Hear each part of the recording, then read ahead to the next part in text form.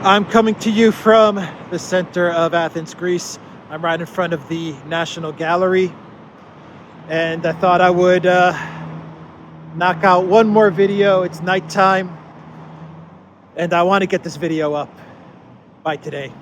And I got most of the other videos up that we had for today, but this one's an important one, so I figure I'd stop here and get this video up, which has to do with, of course, Putin signing the gas to rubles decree.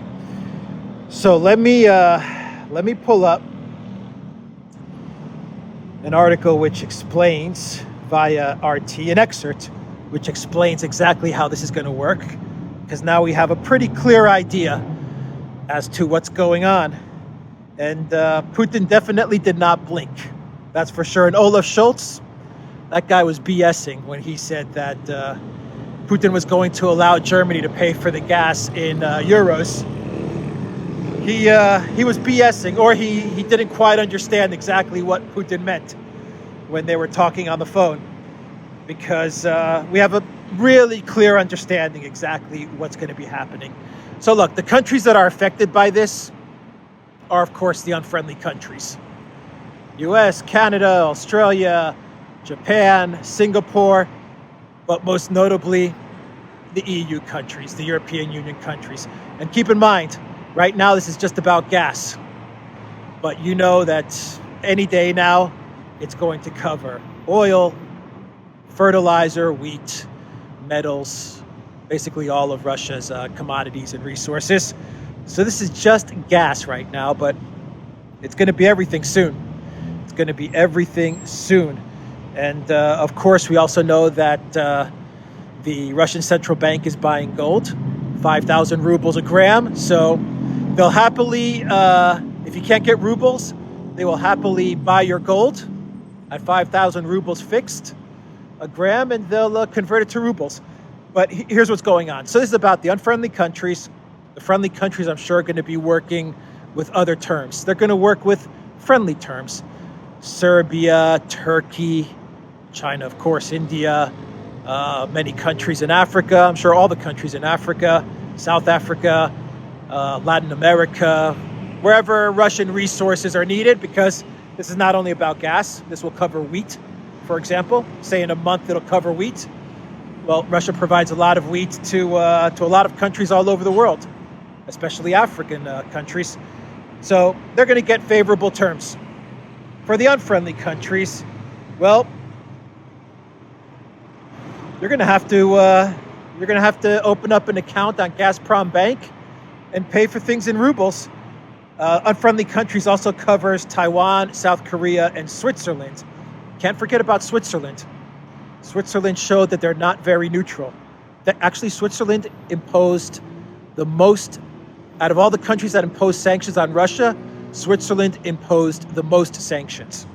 So Switzerland went all out on going after Russia. So here's the big question. The big question. Do foreign companies have to buy rubles? The answer, not necessarily. The decree offers the option of opening an account in an authorized Russian bank, Gazprom Bank, which is already one of the main financial institutions through which payments for Russian gas are made. The buyer will then transfer the gas payment to this account in full accordance with the contractual terms and in its currency of choice, which the bank would then sell on the exchange for rubles, on a Moscow foreign exchange for rubles, credit to the buyer's ruble account, and then transfer the funds to the gas provider. So every unfriendly country, if they don't already have an account with Gazprom Bank, they're going to open up an account with Gazprom Bank. They're going to then pay for the gas. They're going to deposit, say, euros, a currency of their choice, in accordance with the contractual terms. Say euros, they deposit euros into that account. Right away, that money goes into a foreign exchange and it's converted to rubles. And those rubles are then deposited back into that buyer's account, for which then that buyer pays for the gas in those rubles.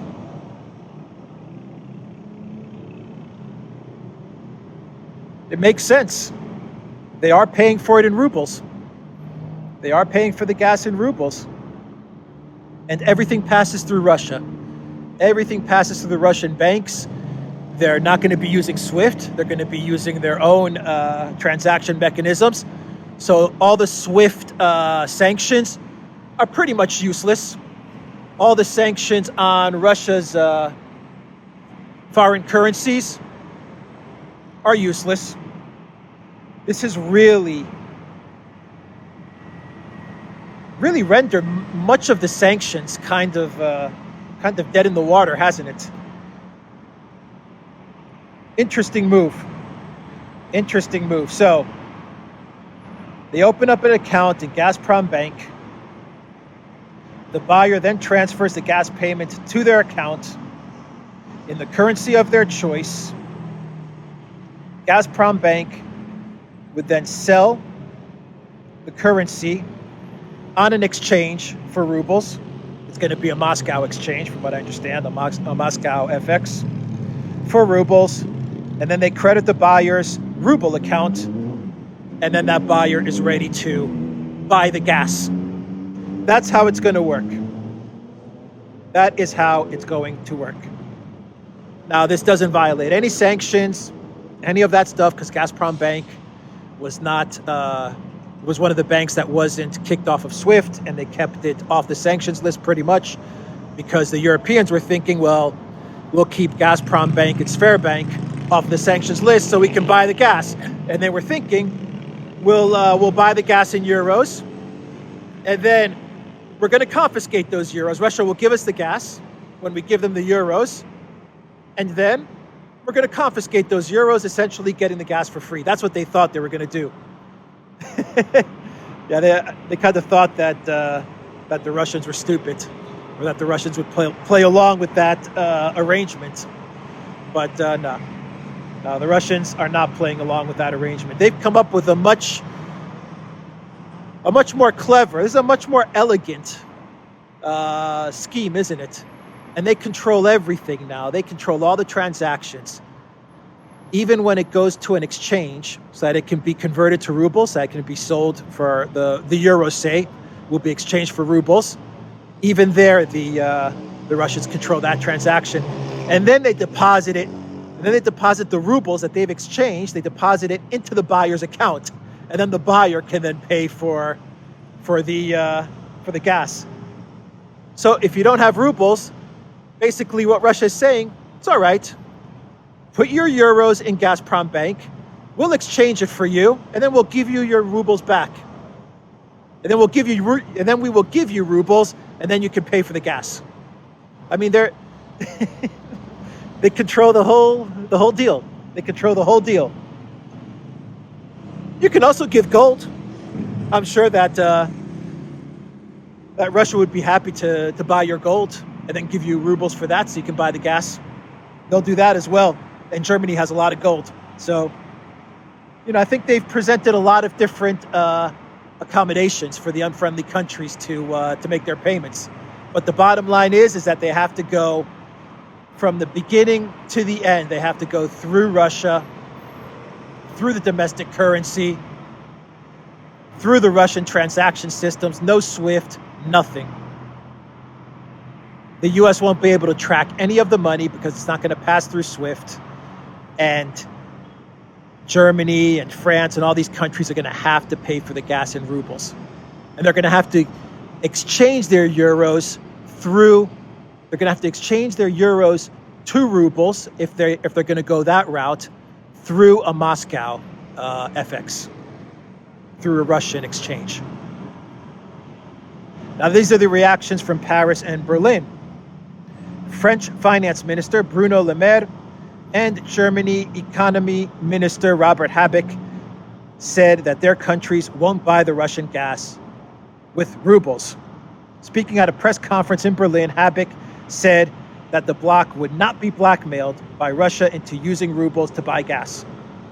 Putin has demanded that as of Friday, unfriendly countries, those who illegally sanctioned Russia's central bank in response to the conflict in Ukraine, will have to pay for Russian gas in Moscow's currency or have their supply cut off. However, Habik told reporters that existing gas contracts between European nations and Russia, which were negotiated in euro, must be observed.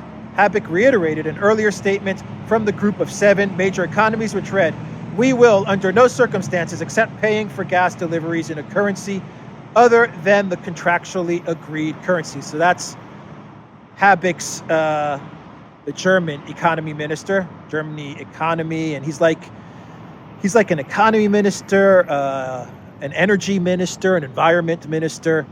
He's kind of wearing a lot of hats, this Habik guy. And his statement was supported by the French finance minister, Bruno Le Maire. And he's saying that this arrangement does not follow the contract that was agreed upon. Everything he's saying was negotiated in euros, and it must be observed. Well, to be quite honest, Russia is absolutely following the contracts. Whatever contracts were put in place, Russia's following it, because they're saying, open up a bank account in Gazprom Bank. 1 second as this ambulance goes by.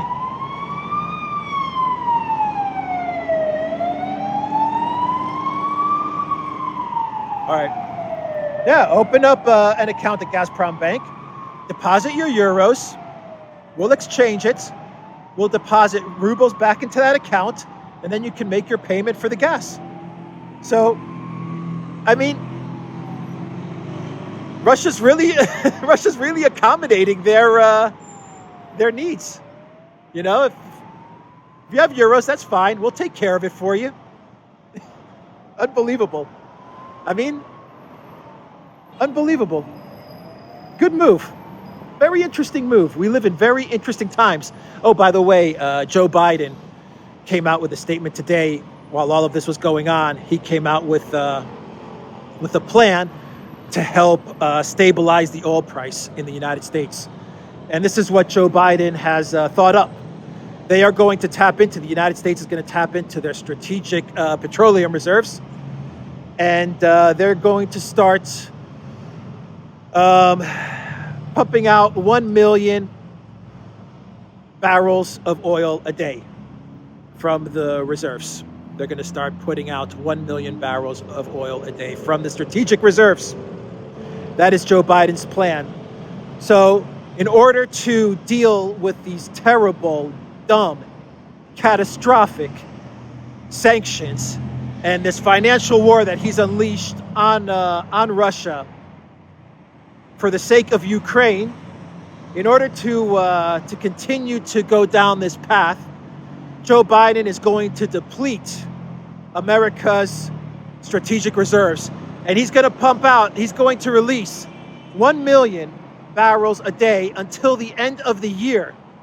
He is going to drain America's strategic reserves, all for regime change in Russia. That is how obsessed he is with regime change in Russia. This is an economic war of attrition, and the Biden White House is going to lose. That's my prediction. This is not going to end well for them. There are a lot of analysts who are saying that even if the U.S. wanted to release 1 million barrels a day, it won't be able to. At most, it can handle around 500,000 barrels a day. And there are a lot of analysts also saying that this is going to really hurt domestic production of oil. It's going to really hurt the incentives of producers in the United States to pump out more oil. That's not going to be good. And at the end of the day, once you deplete your reserves and all of this is said and done, this economic war of attrition is over and the dust settles, the United States is going to have to restock those reserves. What's that going to do to the price of oil? This is those reserves are meant for for an emergency. They're there for a reason. They're there to protect the United States in case of a serious emergency, like, say, a war in the United States or something like that. These reserves are not meant to be used so that Joe Biden can prop up Ukraine and can continue down this Putin regime change path.